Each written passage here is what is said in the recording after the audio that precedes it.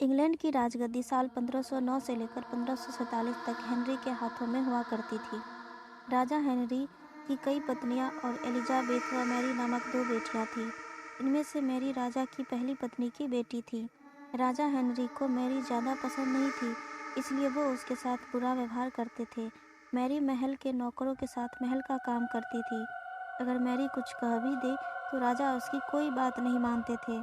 सन 1547 में जब राजा हेनरी की मौत हो गई तो प्रजा की इच्छा अनुसार 16 शताब्दी के दौरान हेनरी की पहली बेटी मैरी को इंग्लैंड की राजगद्दी दे दी गई। वह इंग्लैंड की रानी बन गई।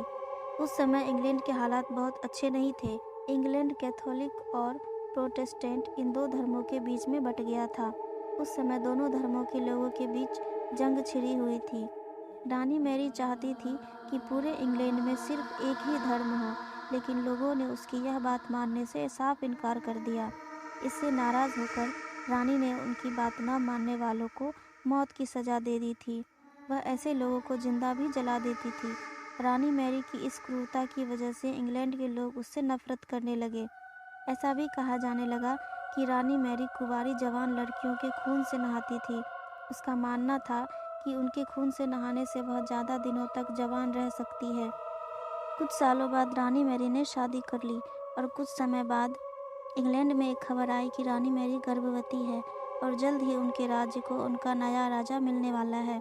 इस बात से हर सभी खुश हुए, लेकिन उस समय रानी मैरी के साथ बहुत ही अजीब घटना हुई। उनके गर्भ से किसी भी बच्चे का जन्म नहीं हुआ, बल्कि कुछ ही महीनों के बाद रानी मैरी का पेट फिर से सामान्य हो गया। वहाँ के ओझा लोगों ने अपनी तंत्र विद्या से बताया कि रानी मैरी के गर्भ में कोई बच्चा नहीं बल्कि एक भूत आकर निवास करता है। कुछ समय बाद फिर रानी मैरी के गर्भ में वही भूत आकर रहने लगा और वह फिर से गर्भवती हो गई। इस बार भी रानी का कोई बच्चा नहीं हुआ और उस घटना के कुछ ही दिनों के बाद रानी मैरी की मृत्यु हो गई। इसके बाद मैरी की छोटी बहन एलिजाबेथ को इंग्लैंड की राजगद्दी पर बैठाया गया और एलिजाबेथ इंग्लैंड की नई रानी बन गई। रानी मैरी की क्रूरता की वजह से इंग्लैंड को लोग उसे एक निर्दयी औरत मानने लगे थे।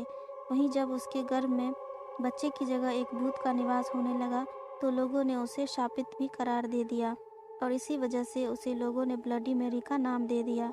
कहानी से सीख। ब्लडी मैरी की कहानी हमें यह बताती है कि अपने निजी विचारों व सोच को लेकर दूसरे लोगों पर दबाव नहीं बनाना चाहिए।